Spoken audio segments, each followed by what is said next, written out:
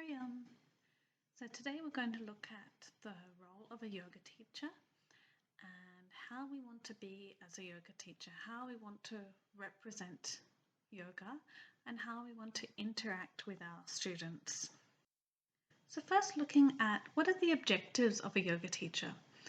So here we are promoting yoga as a lifestyle. Of course, there are a lot of yoga teachers who only teach asana or yoga poses, but traditionally, of course, yoga has always been seen as a lifestyle. So we feel it's also important to show all of these aspects to your students, because why would you keep that kind of knowledge to yourself when it can be so beneficial, where it can help so many people, when there's so much more than just practicing some asanas? So there's lots of ways that we can be promoting yoga as a lifestyle, which we'll look into later. Next is bringing meaning and purpose to our yoga practice. So understanding why we practice yoga, how is it helping us? How are each of those individual practices benefiting us? And what kind of direction should we be taking with our yoga practice? We shouldn't really be doing the same old things over and over and over again. We should be advancing in our practice. And of course, that isn't just with the practice of asana, it's also with pranayama, meditation, and so on. Then strengthening and balancing the body-mind relationship. Of course, this is an important aspect. Increasing willpower and focus, and increasing awareness of the thoughts, emotion, and body. And that's something that we want to try to increase in our students all the time. So not only when they come and do their yoga class with us, but we want them to be more aware of everything that they're doing, the way that they think, the way that they act, and everything else. So it's really important to build that awareness in our students, not only on the yoga mat, but in all their regular life too. So the relationship that we want to have with our students is not the role of, okay, I'm the teacher, you're the student, you have to listen to what I'm saying because I know best. It shouldn't be like that. We want to have more of a role of a friend. Okay, now the guru-disciple relation is very, very different. It's not the same as a yoga teacher. We are not trying to be the guru to our students. We are just sharing what we have. And some of our students, they might be much further along that yogic path than we are. You'll find, that you might know somebody, they haven't done any yoga before, but they're so balanced, they're so positive, they're so happy. You don't have to have done yoga to be able to get to that stage. So it might be that some of your students might be further along that path than you. So you should never think that, no, I'm the teacher, I'm the one that knows everything, because if that's the way you think, then you have a long way to go. So we want to be guiding them in the right direction. Okay? We're not telling them what they have to do, but we are helping to guide them and helping them to understand themselves more. So here you can say giving space for this to occur. So helping them understand what is their direction, what they need and want in their life. I tell you a story about one of our students. He went home after his TTC and he started teaching, and then he emailed me and he's like, Kate, everyone keeps asking me all these questions, and it's not questions about asanas, it's questions about life, what I should do in my life, should I do this job, shall I have this relationship, blah, blah, blah, blah, blah. And he's like, I don't want to answer these questions. And I said, well, it kind of comes with it. As a yoga teacher, they will start asking you things, what they should be doing in their life. And of course, we shouldn't be answering that. It's not our right to do that, but we can give them practices to help them reflect and understand themselves more so that they know which way to be going. And it's also important that we know when we can't help and we need to give them direction towards somebody else, which is also really important. So next, the teacher has acceptance and understanding of himself and of the student, with physical, mental, and emotional limitations, health conditions, and so on. So we have to accept how we are, we have to accept the amount of knowledge that we have, and we have to accept when we don't know and when we might have to ask somebody else, or we might have to direct our students towards somebody else, and that's fine too. We also have to accept how our students are, because they might have limitations.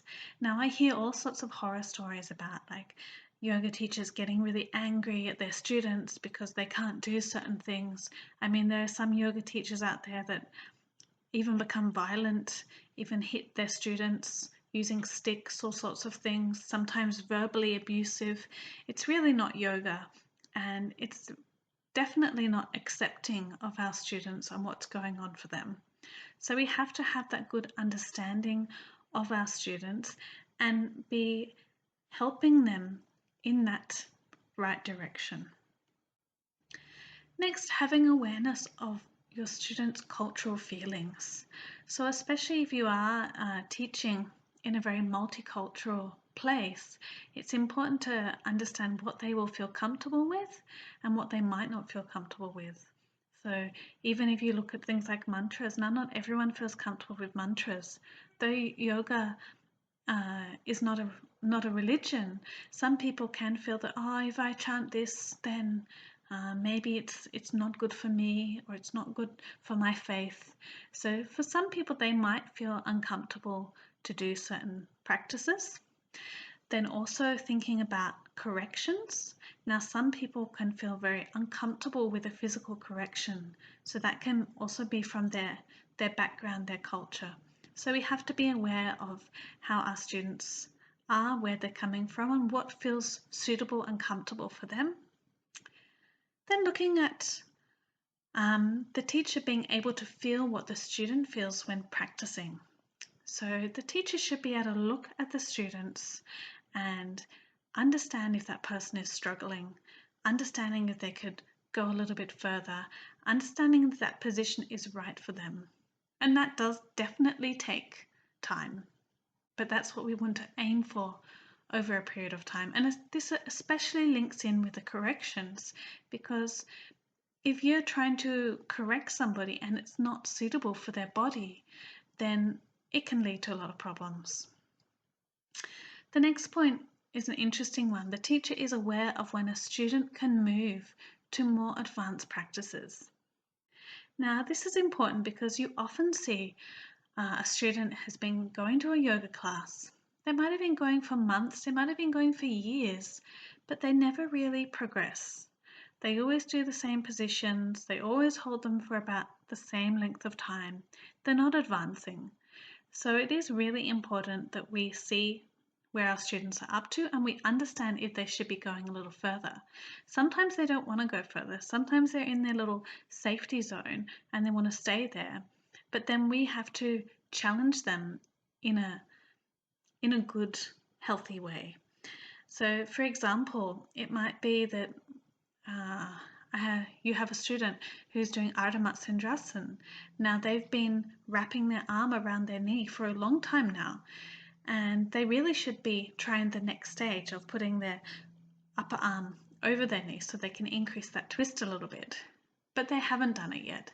So that might be where you go and say to them, oh, let's try this other option now. You've been doing this one for a while, so that they can start to advance. And they might not have realized that they have been doing that position for so long. They might not have thought that they could actually advance to that. So it's important to encourage them to be advancing in their practice. Also, you can think of a person who's maybe been doing shoulder stand just for 20 seconds or 30 seconds. So making sure they're going to be advancing, building up, to 45 seconds and a minute and so on. I remember a friend of mine, she said to me, I am very good at Trikonasana. And then she got out her block and she did Trikonasana, the triangle pose, with her hand on the block. And I said, have you ever tried it without the block? She said, no. So it is important that we encourage them to go out of their comfort zone. Now, she could easily do Trikonasana triangle pose, but she'd never tried it because she felt very good just with her hand on the block, because her pose was very good. It looked very nice and elegant in that way, but of course she could go that little bit further. So it's important to understand when they can go further, making sure, of course, that they're not going to be pushing themselves and they're not going to be injuring themselves. Then the next point is being able to talk to students and understand their requirements. So first you want to know why your students are coming to the yoga class. What do they want to gain from the class? So having this discussion with them will help a lot, and it might mean that, okay, my student is having problems with sleeping at night, so I'll teach her these practices so she can do them when she goes back home. It might be as simple as, this lady, she's had a couple of children and her core is really weak, so she wants to strengthen her core. So you can give her the practices that will help for that. So it's important to understand what they're hoping to gain from yoga, and it's also important to let your students know what yoga can give, because many people think that yoga is only exercise. So when you start talking about, oh, this can help you sleep, this will strengthen this will remove your back pain, this will calm your mind, all these lovely benefits of yoga we need to be talking about. So then they'll understand that yoga can help them on so many levels.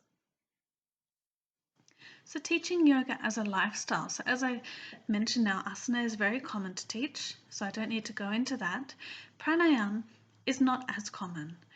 It's common to have a couple of minutes of breath awareness, or a little bit of deep breathing, or occasionally a little bit of alternate nostril breathing, but not much more of pranayama.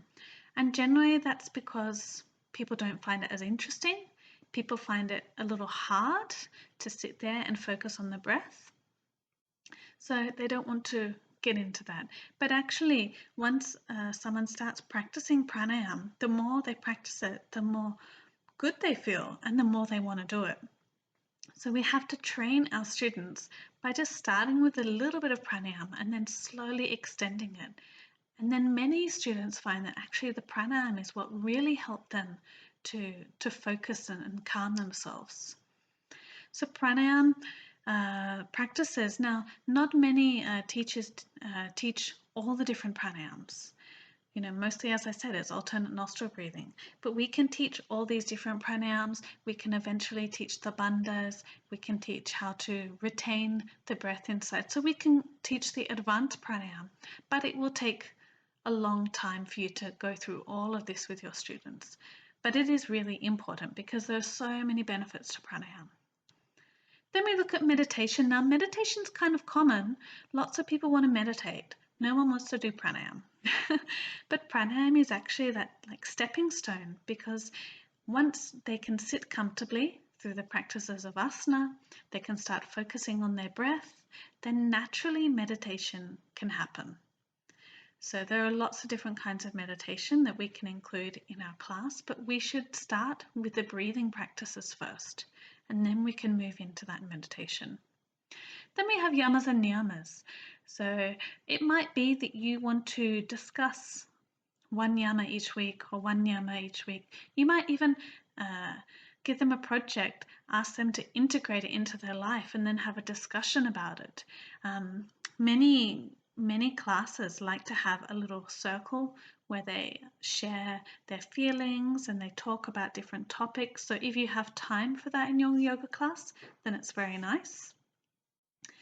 And then teaching diet and lifestyle. Now, if you go and say to your students, you can only come to my class if you're vegetarian, then a lot of them will just drop out. Now, in India, of course, many people are vegetarian, but outside India, it's not as common, though it's growing very fast. So you can't impose any kind of diet restrictions on your students. You can encourage them, and if they've been coming to you for a long time and they're asking you about the yogic diet, then definitely you should share your knowledge with them. But you don't want to be forcing them to follow a particular diet. It should come naturally from within them. And many times it does. For those who have been practicing yoga for a long time, they naturally don't want to go towards processed foods. They naturally don't want to harm an animal for the sake of their own desires. So it does come later. Then we've got things like lifestyle, like getting up early, going to bed at a reasonable time, having fixed timings for eating, all this kind of thing. We're going to talk more in the Ayurvedic lectures. But you can give some recommendations, what is recommended from the yogic perspective, but again, you don't want to push that. Now, you might have a session of, say, a workshop on healthy living where you talk more about diet and lifestyle. You might have a workshop on healthy weight or weight loss, so you might talk about diet in that. So it will depend on what kind of classes that you are leading, as in what kind of information you can put into it, but it is definitely nice to teach some of these aspects to the students that are ready for it. Then we have mantras and yajna or havan. So the mantras, now we start with the chanting of Om. Om is fairly universal these days. Most people know a little bit about Om. There are different types of mantras that you can be using. You have to look at the setting that you're teaching and see what's comfortable for you and your students. Now, of course, in India, Om is very common, so it will be very normal to open a class with Om. In the West, yes, it is too, but the mantras like the Guru mantra or even Mahamrityunjay is not so well known. So not everyone will feel comfortable to chant a mantra. It might be that you start with just Om, and then over a period of time you start to introduce other mantras to them as they feel comfortable. And same with the havan. So I remember in Australia when we did a havan, we had a TTC going on here, and we did the havan, and they didn't know much about mantras yet. It was still a very new concept, and we thought, oh, it's going to be a little hard for them, 108 rounds of Mahamrityunjay mantra. I don't know if they'll like it, but they followed the whole havan. They chanted it so many times, and they all enjoyed it so much. And I thought, okay, so sometimes even if they don't know what the mantra is about, they feel the vibrations and they feel that peace within themselves, and they want more. And many students who have been coming for longer periods of time, they understand the benefit of the mantra, or they might not understand why they feel that way, but they know that it makes them feel calm, it makes them feel happy. So you might start to teach more and more mantras later on. You might use the mantras in meditation, you might do havans. It's nice to do havans like on a full moon. You might invite other members of the community and have a havan, and then you can have some kirtan or bhajans or some nice yogic food. So that's a nice way of bringing community together. And having a havan, you can do lots of different types of havan. So those who are not sure about havan is where you chant a mantra and you have a small fire. So every time you finish one mantra, you're offering that to the fire, and you'll put the ghee into the fire. So it's a meditative practice, and by using the fire, the mantra becomes so much stronger. So you might decide that you're going to do havan every day. It might be part of your regular practice, or it might be every Saturday night, or it might be once in a month, whatever works for you, and depending on where you're teaching. Then we have the teaching of Karma Yoga and Bhakti Yoga. So you're going to have those lectures a little bit later on in types of yoga, but we can also teach these other aspects of yoga to our students because it can help them to create more positivity in their life, more balance. It might be that we encourage our students to have a project of Karma Yoga where they're helping other people. It might be some kind of social work, some kind of volunteering that they do, which is helping others without any kind of expectation, which is what Karma Yoga is about. Bhakti Yoga, again, there are many forms of Bhakti Yoga, which I won't get into detail with now, but it can be just It can be, say, the singing of bhajans. It can also be the connection with nature. So there are many forms. And we can teach these kind of things in our regular yoga classes, or it might be that we have specific workshops where we include these aspects in, because we have a little bit more time to talk about them then. Now, looking at the objectives of our asana and pranayama practice, so we want to be increasing awareness of the body and the mind, we want to strengthen that relationship, and we want to discipline it.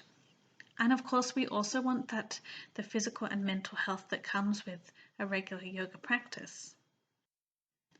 So looking at teaching of the asanas, now the first thing is prevention of injuries, as we've already discussed. We never want to have injuries occurring in our yoga class. Then we want to move from simple to advanced. So we don't want to stay with all the simple ones. We want to be making sure that our students are going to advance in their yoga. Not having competitive environment. Okay, we don't agree with competing with each other in yoga. As we've mentioned before, it's a very personal practice. It's not one that we should ever be comparing with another person. And there are many ways that we can try to not have a competitive environment. The first one is the space that you're teaching in ideally shouldn't have mirrors. Now, many gyms have mirrors, many yoga studios these days have mirrors, but I find that it definitely encourages people to be more competitive because they keep looking at each other all the time. So if you are in a space with lots of mirrors and you don't have an option, then reminding them to close their eyes is important. Reminding them that it's not competitive. Reminding them to look inward, to notice what's going on with their own body and their own mind and not somebody else's body. Then giving freedom for your students to practice as per their capacity. Okay, so not forcing them to do something that they don't feel comfortable with. Sometimes you might question why they're not doing something. Sometimes it might be because they don't know how to do it. They might have missed that asana in the last class. They might have been in the toilet when that happened, so they're not really sure how to do it. Sometimes it might be that they feel uncomfortable about doing that position. Maybe you're teaching, an arm balance and they've done them in the past and they fell out of it, so they're a little scared to do it again. So it's important to find out why your students might not be doing things, but it's also important to just let them be because things can be different. You don't know what's going on for them in their life. They might have had a really stressful time the last day or the last week or month or whatever it might be, and they just don't feel ready to do that pose or that practice at this moment. So it's important to just support them as much as you can and guide them as best as possible.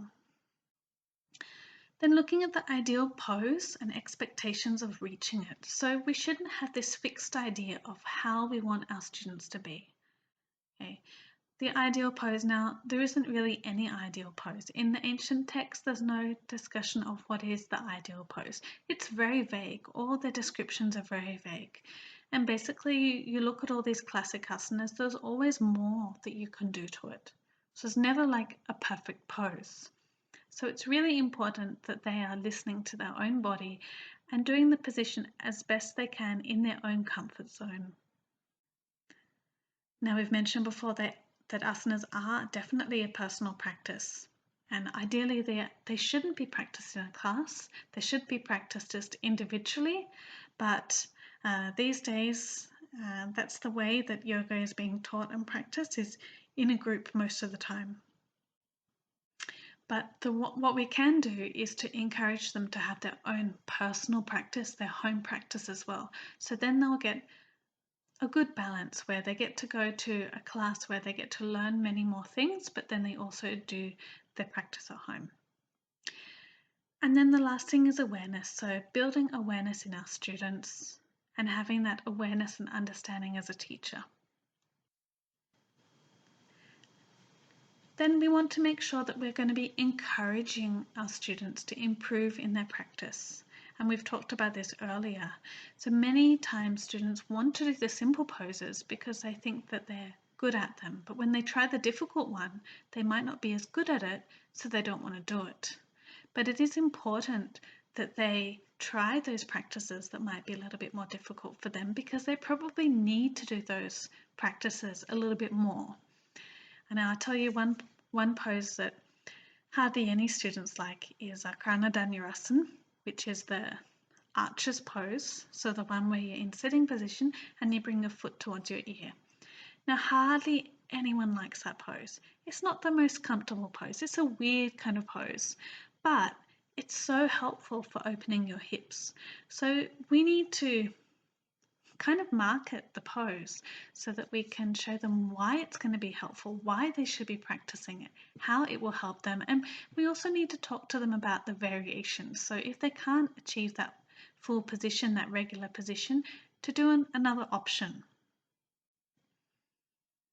So the other thing I've said before is we want to encourage them by reminding them how they were previously and how they are now, because we forget. Even ourselves, if we've been practicing yoga for a while, we forget how we were at the beginning when we first started yoga. So it's a nice thing to remind them how they were so they can see their progression.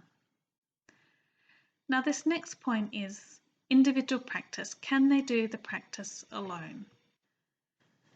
Now ideally, we want our students to be able to practice alone because they're not able to come to a class every single day.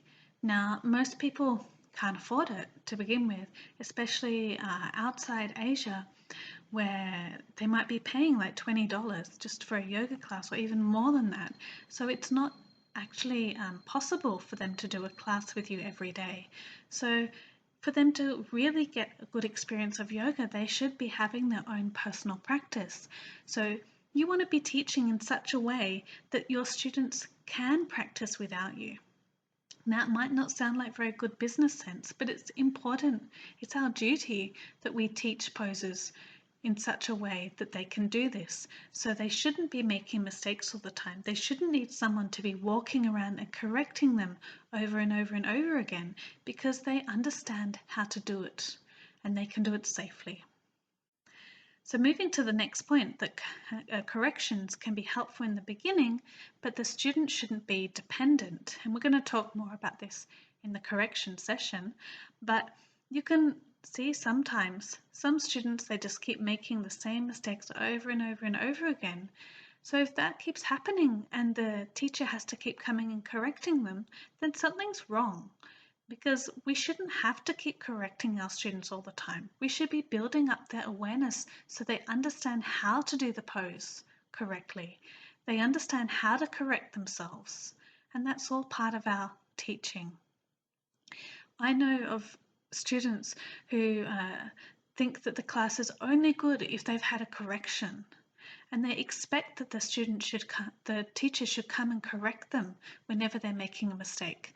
But that shouldn't be necessary.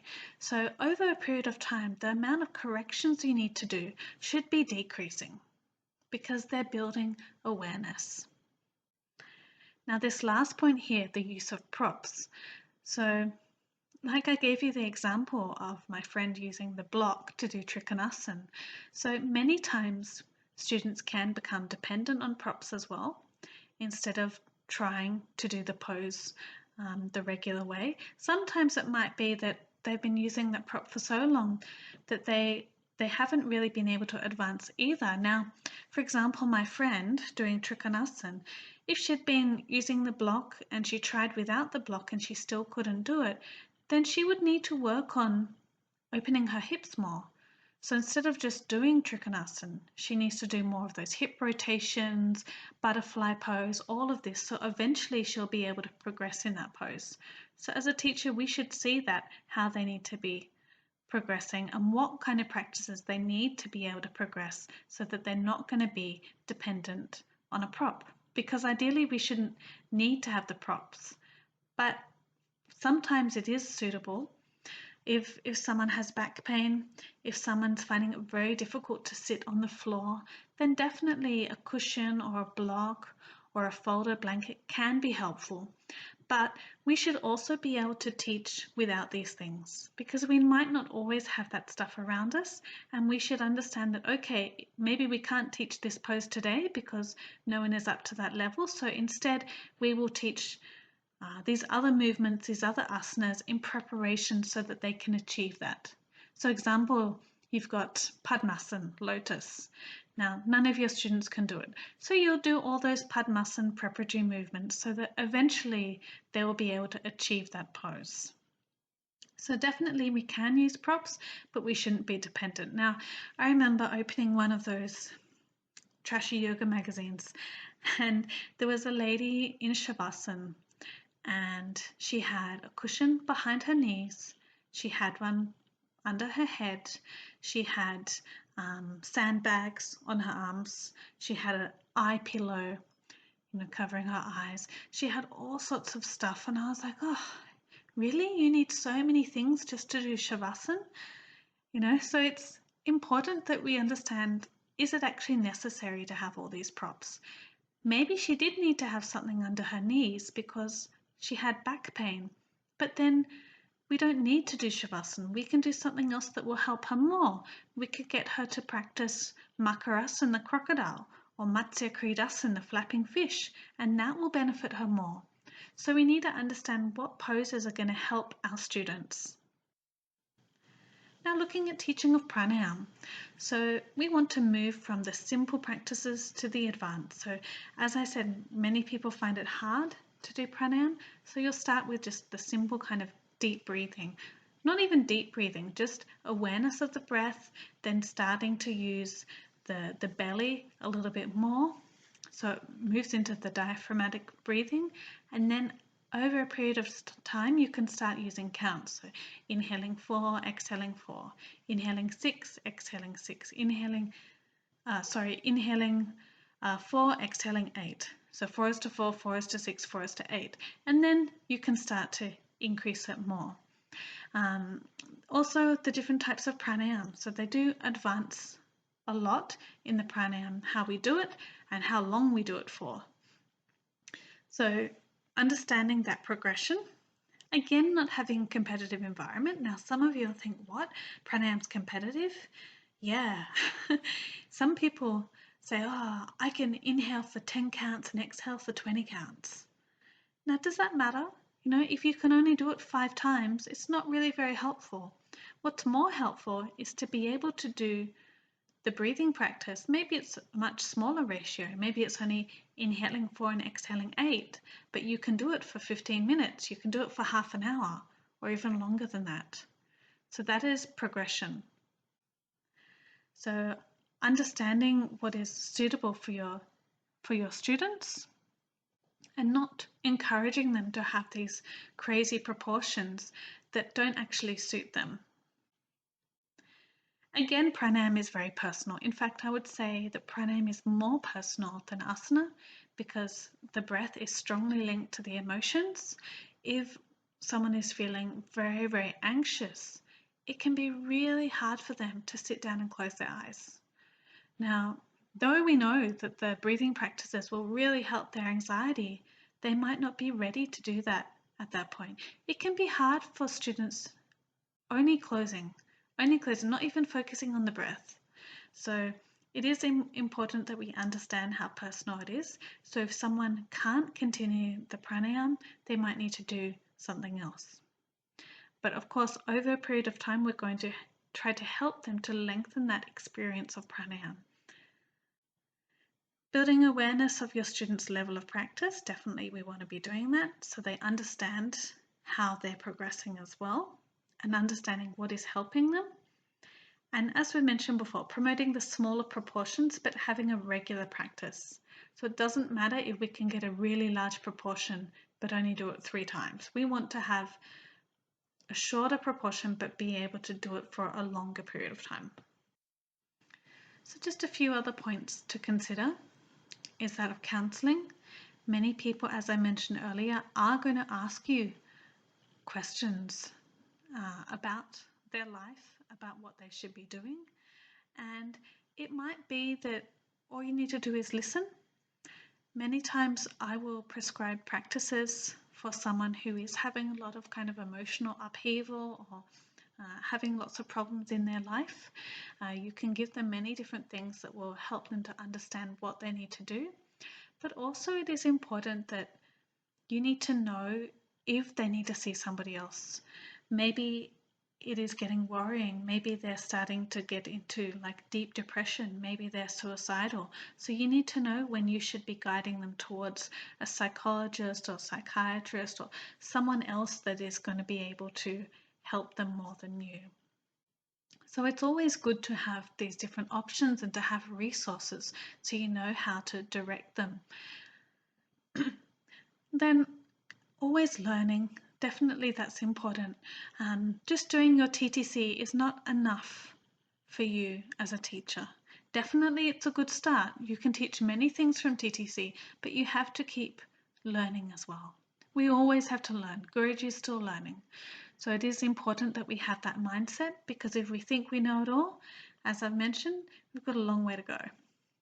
Having trust in what you're teaching is also important. You should be confident in what you teach. Being truthful and being open. If you don't know the answer to a question, it's okay. You don't need to know everything. So you can tell them that. It might be that you need to ask somebody else or search for the answers. So having that openness. Next, being flexible. Okay, so mental flexibility is a really important part of a yogic lifestyle. Wanting to teach, enjoying it. Knowing why you want to be teaching in the first place. So that will keep you motivated. It will also make you more inspiring to your students. And of course, you have to practice yourself. If you're just telling others what to do and you're not doing it yourself, it doesn't have any meaning. Then having that safe environment. So here I write on all levels. So definitely safe, like, okay, I'm not going to trip over something and bang my nose, but also safe in that, okay, if someone comes and they're feeling very emotional and they start crying a little bit, they should feel comfortable. They should feel supported, because sometimes that does happen in the yoga class. Then teaching according to the level of your students. Now, if they're beginners, we're not going to go and teach them a headstand. Yet, if they've been with us for a couple of years, we're going to teach them the practices that are really going to suit them so that they're progressing. We're not going to be doing, shoulder stand for 10 seconds or cobra pose for 10 seconds. We're going to be holding poses a little bit longer. They might be a little bit more advanced as well. It will depend on the students that you have, but they should be progressing, as we mentioned before. Inspiring them by following a yogic life. So as we know, we have to work on ourselves to be able to help others. So you